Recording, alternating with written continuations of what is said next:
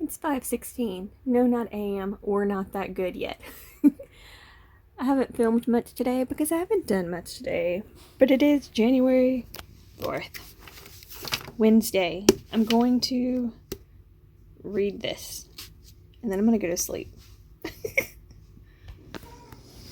Good morning. It's Thursday, January 5th. 6:15. I'm making breakfast. The weirdest breakfast ever.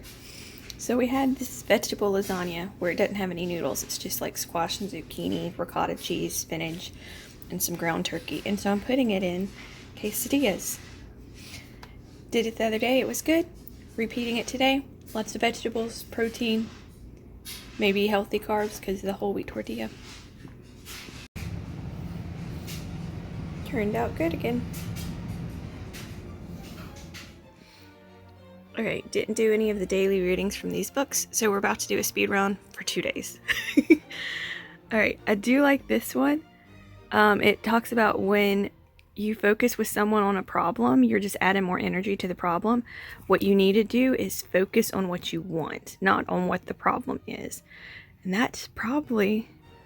I was about to say what my problem is. Okay, so don't focus on the fact that I can't focus on... Don't focus on the fact that I focus too much on the problem. Focus on what I want. I want to live an ideal life. We'll just keep it short and sweet. It goes deeper, and we're gonna undo the dry erase board and make it more of a visiony board sort of thing. But yeah, so I like that. So when there's a problem, don't focus solely on like the problem and solving the problem. Focus on what you want, and that'll help you figure out how to solve the problem. Okay, so here's how messed up my brain is. It talks about like negative thoughts, saying that these aren't mine, they do not belong to me, I am all good and stuff. And then my initial reaction is, don't tell me I can't be negative. I don't know, it feels a little delusional, but maybe I'm just too stupid. Alright, on to the Path Made Clear book. Goldie Hawn, I love her. I do. Okay, so it's a great thing to be recognized for something that you've done, but it's a moment in time. You can't live off those accolades and make them the sum total of your importance in life or your purpose in life. You can't let them define who you are. But those awards, they're wonderful, but they're never going to define you. I define myself by my ability to give. I define myself by my ability to understand. I define myself by my ethics and by my truth. These are the things that inform who I am, other than exterior moments that ebb and flow. I'm so shaky. I've had too much coffee and not enough sleep. But I like this. So yeah, so all the little milestones, they're great, but don't define myself by each new rung in the ladder I climb up. Define it by my abilities to give and understand, and by my ethics and what I consider my truth. Alright, second day. So Jordan Peele, love him, he's funny. I like this where he's like, you can't judge yourself, like, you know, him making the movie and Get Out, and it was super popular, and how trying not to judge everything against how good that was. I like that you have to accept it is what it is, and he considers his biggest reward is the fact that he gets to make another movie. So I feel like that's going to be something important for me to keep in mind with this. If I have something that gets a lot of views and then none of the other videos ever live up to the same like height, be like, but at least I get to still keep making these videos, because I do enjoy filming it, and I'm getting more comfortable talking and chatting, and I'm getting slightly better at editing, though not great.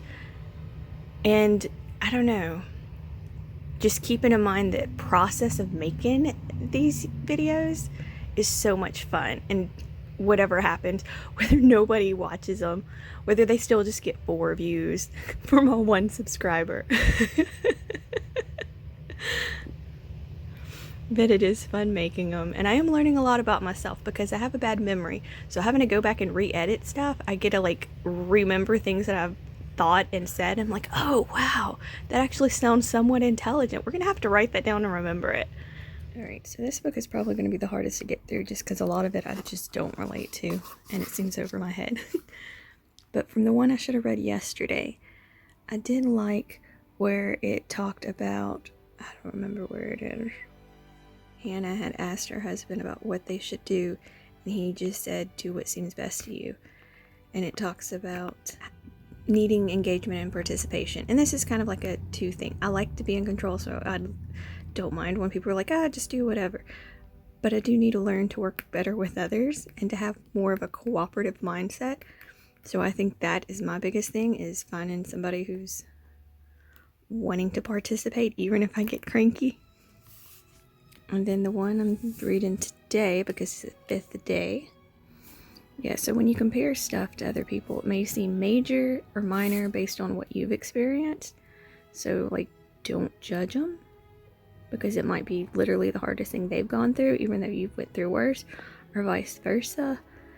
If you've never had to go through something that hard and they are, not to, I don't know, what's the right word? Pity them or demean them, or like make it worse by seeming like the task is impossible, they can't do it. Just because you probably couldn't doesn't mean they can't. Alright, so the 365 thing. So what I should have read yesterday was just be curious, love to learn, viewing, learning, and education as opportunities for fun and discovery will naturally encourage your curiosity and help you expand your mind. Be open, learn about recent history by talking to people who have lived through it rather than simply reading about it, so you can understand different perspectives. This may stimulate both the short and long-term curiosity. And find an activity that means something to you personally.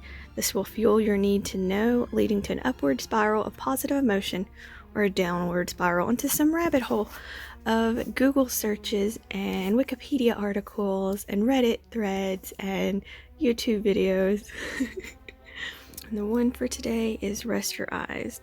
The main one is, I am pretty good about glancing off, like when I'm reading a book, because I go into my thoughts and I stare off into space.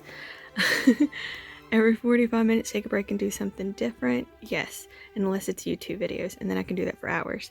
And then remember to blink often. When I play video games, I get so intense, I always forget to blink. Alright, so this is the year of living happy. The one I should have read yesterday was Create It for Creativity.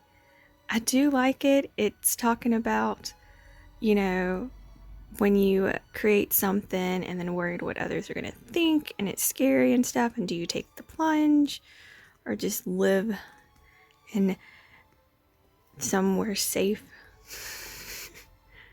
where you don't have to worry about people judging. And so it says today, do something creative, take a risk and show it to someone. Well, today's the day we're closing on the new property, so that's definitely a risk.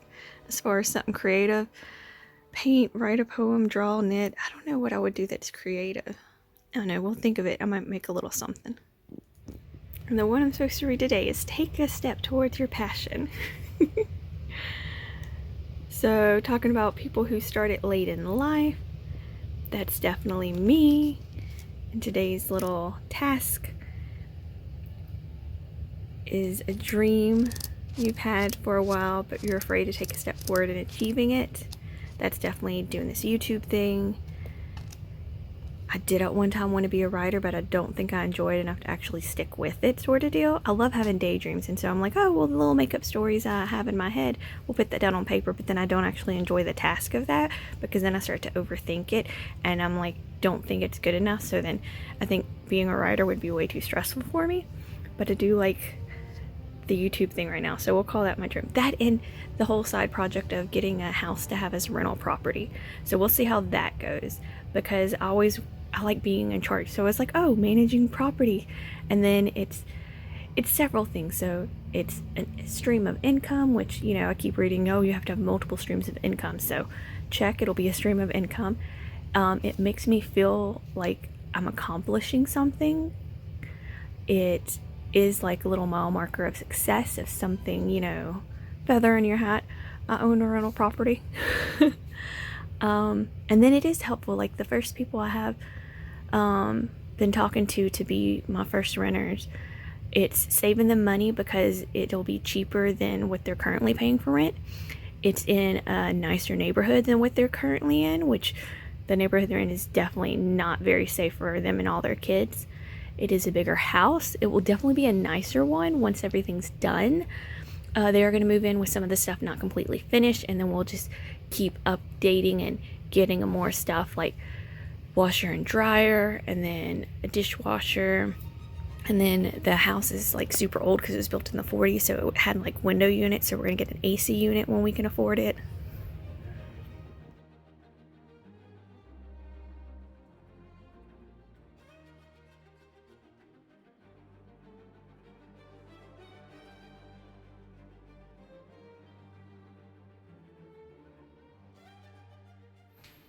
So there's paint on all the windows that's gonna have to come off. I've let her walk through here and look at it. Yeah, I'm glad y'all got a vision. She said that about the house too. Okay, so ceilings needs to be completely pretty much ripped off and redone.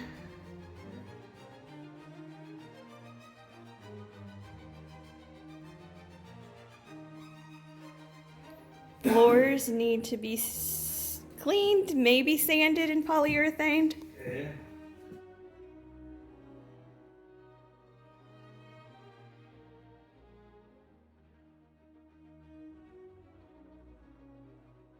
All right, that window is definitely messed up and needs to be repaired.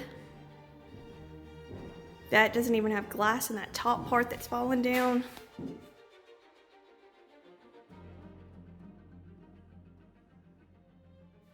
These built-ins are disgusting, and there's a hole in that one.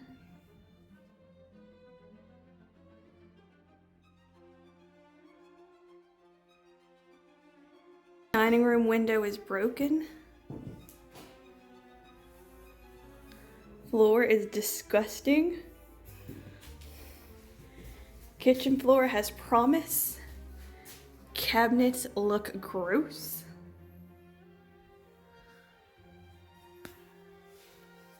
Back door is passable.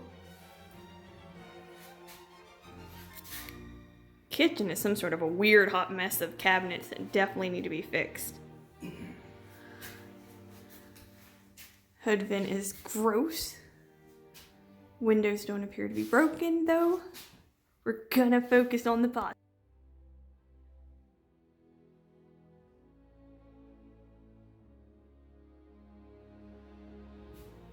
We've got a broken glass in here. We've got a funky window. Oh. We've got missing sheetrock. We've got ceiling falling down, but whatever that is that paint or is that tape? What's holding that together? Tape's holding it together. Well, might be tape. All right, this one, same thing, tape, float. Ceiling at least looks intact though. Yeah. Windows don't appear broken or cracked, just out of alignment, which will be fixed once we re-level. Weird closet design.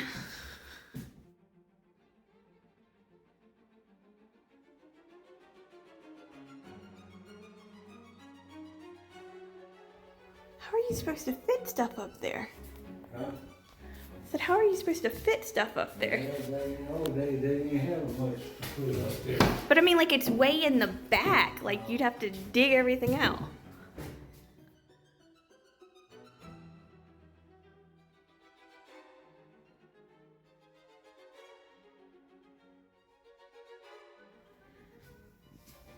Bathroom.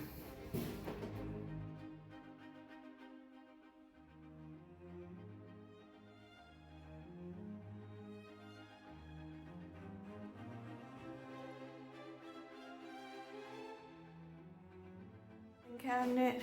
Window needs to be fixed. Or maybe it just needs to be closed. I don't know.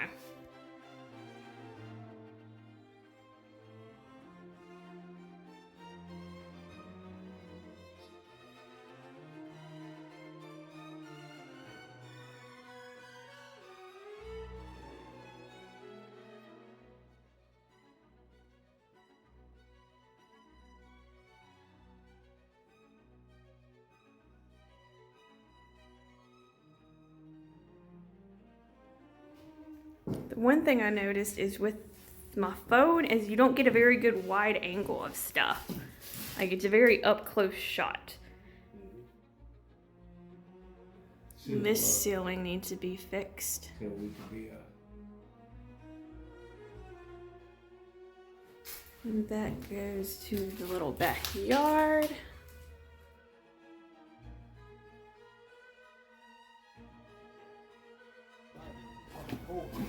It's a nice little porch.